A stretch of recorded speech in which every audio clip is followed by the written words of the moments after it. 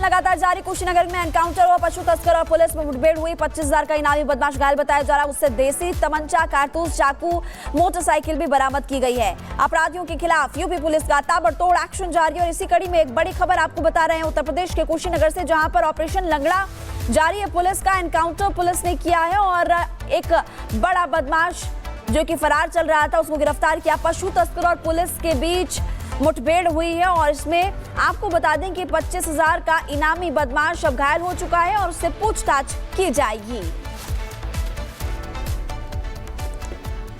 और अब बात करते हैं उत्तर प्रदेश की राजधानी लखनऊ की, जहां मुठभेड़ हुई और मुठभेड़ में गैंगरेप केस के आरोपी से मुठभेड़ के दौरान आरोपी संजय यादव का एनकाउंटर किया गया है। यूपी में लखनऊ में गैंगरेप केस के आरोपी से मुठभेड़, आरोपी संदीप यादव का एनकाउंटर। तमंचा और कारतूस भी उसके पास से बरामद किया गया है। मोहनलालगंज के जंगल में छिपा हुआ था, कई दिनों से इसकी जांच जारी थी। आरोपी अब जेल पहुंच गया है।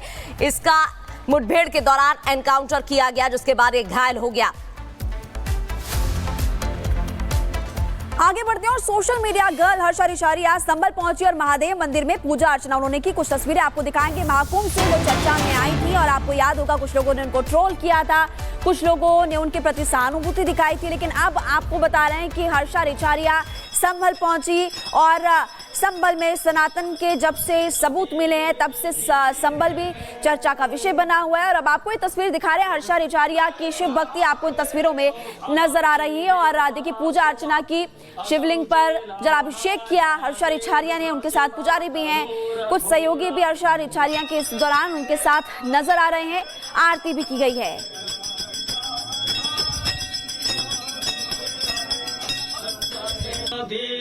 संभल को मैंने बहुत कैजुअल वे में लिया था कि मुझे संभल जाना है, एक ऐसी पवित्र नगरी जिसके बारे में हमें पता चला है। और आई एम श्योर कि अभी बहुत सी पॉपुलेशन हमारे देश की, भारत देश की ऐसी है जिनको अभी संभल के बारे में नहीं पता है। हमें उन तक पूरी जानकारी पहुंचानी है कि संभल कहाँ है, संभल क्या है, संभल का इतिहास क्या है और संभल का आने वाला कल क्या है। तो यही सब जानने के लिए और अपने महाराष्ट्र के कोल्हापुर में मॉल से सामान चुराने वाले दंपति गिरफ्तार। लोकल मॉल मार्केट से चुराया गया सामान, चोरी का फुटेज भी सामने आया। बिहार के जहानाबाद में पुलिस पर हमला हुआ, पत्थर लगने से पुलिसकर्मी घायल। भीड़ पर पुलिस प्रशासन ने लाठीचार्ज किया था। यूपी के सीतापुर में दबंगों ने महिला को पीटा। ढाबे पर शराब पीने का महिला ने विरोध किया था। मामले की तफ्तीश में पुलिस की टीम जुटी। लखनऊ के चिन्हट इलाके में फायरिंग से हड़कंप मच गया। गोली लगने से 2 युवक घायल। फायरिंग के बाद हमलावर मौके से फरार। पुलिस मामले की जांच में जुटी। उत्तर प्रदेश के कुशीनगर में पुलिस और बदमाशों के बीच मुठभेड़ हो गई। 25,000 का इनामी बदमाश घायल बताया जा रहा है। देसी तमंचा, कारतूस, चाकू और मोटरसाइकिल भी बरामद किया गया। लखनऊ में पुलिस और गैंगरेप केस के आरोपी के बीच मुठभेड़। आरोपी संदीप यादव का एनकाउंटर, तमंचा और कारतूस बरामद किया गया। मोहनलालगंज के जंगल में छिपा था आरोपी। और यूपी के चंदौली में पुलिस और बदमाश के बीच मुठभेड़। जवाबी कार्रवाई में गोली लगने से बदमाश घायल। बदमाश पर 8 साल की बच्ची के साथ रेप करने का आरोप। प्रधानमंत्री मोदी का पाकिस्तान पर हमला, कहा वैश्विक समस्या बन गया है पाकिस्तान से एक्सपोर्ट होने वाला आतंकवाद। कई आतंकवादी हमलों का केंद्र रहा है पाक। एआई को लेकर पीएम मोदी का बड़ा बयान, कहा दुनिया कुछ भी कर ले, भारत के बिना एआई अधूरा। रियल इंटेलिजेंस से बढ़ेगा आर्टिफिशियल इंटेलिजेंस। भारत के युवाओं में है रियल इंटेलिजेंस। पॉडकास्ट में पीएम मोदी ने अपने जीवन के कई पहलुओं पर बात की। कहा 140 करोड़ देशवासी मेरी ताकत हैं। हम गांधी की भूमि से हैं और संघर्ष नहीं समन्वय को चाहने वाले लोग हैं। चीन के साथ संबंधों पर पीएम मोदी ने कहा कि चीन के राष्ट्रपति शी जिनपिंग के साथ मीटिंग के बाद हालात सुधरे हैं। हमें सीमा पर सामान्य हालात वापस लेने आने में मदद मिली और भारत और चीन ने हमेशा एक दूसरे से सीखा है।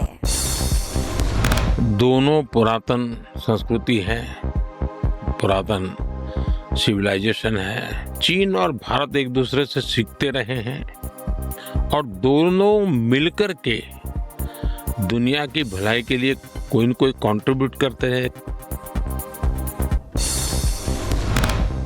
गोधरा कांड को लेकर पीएम मोदी ने कहा गोधरा दंगों को लेकर झूठी कहानी गढ़ी गई, अदालतों ने हमें निर्दोष ठहराया। रूस और यूक्रेन के बीच चल रहे युद्ध पर बोले पीएम मोदी, रूस यूक्रेन संघर्ष तभी सुलझेगा जब दोनों पक्ष वार्ता करेंगे। रूस और यूक्रेन दोनों को बातचीत की मेज पर आना होगा।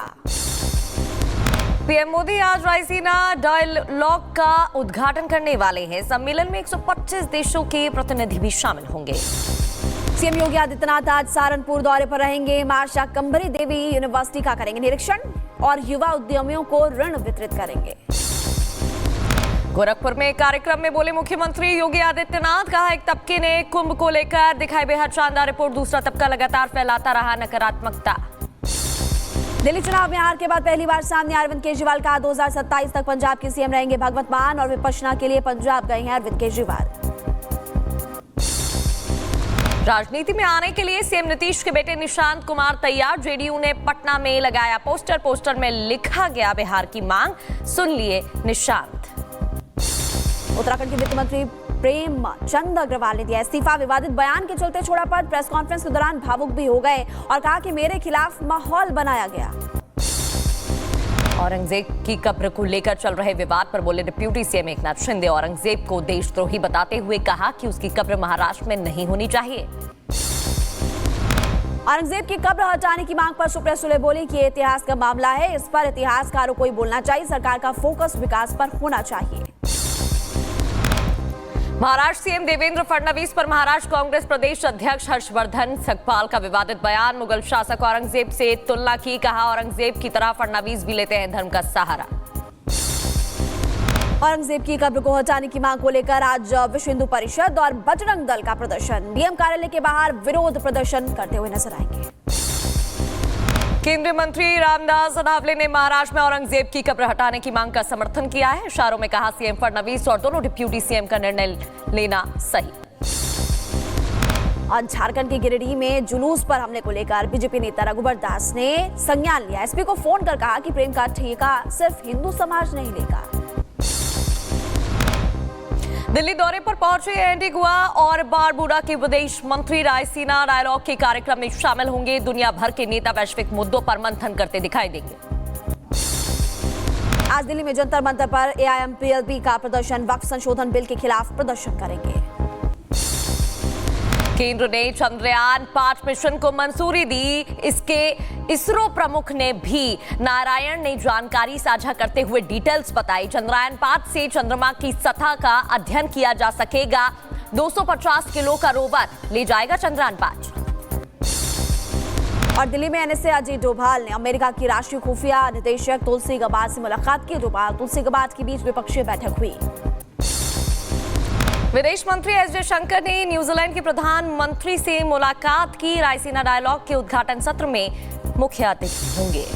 संभल पहुंची social media girl Harsha Richharia और महादेव मंदिर में पूजा अर्चना की। महाकुंभ से अभी चर्चा में नजर आई। इलाहाबाद हाईकोर्ट के आदेश के बाद संभल जामा मस्जिद में रंगाई पुताई का काम शुरू। एएसआई की निगरानी में 10 मजदूर कर रहे काम। रंगाई पुताई का हिंदू पक्षकारों ने विरोध किया था। मऊगंज हिंसा पर सीएम मोहन यादव का बड़ा ऐलान। जान गंवाने वाले एसआई को मिलेगा शहीद का दर्जा। साथ ही उनके आश्रितों को 1 करोड़ रुपए की सहायता राशि दी जाएगी।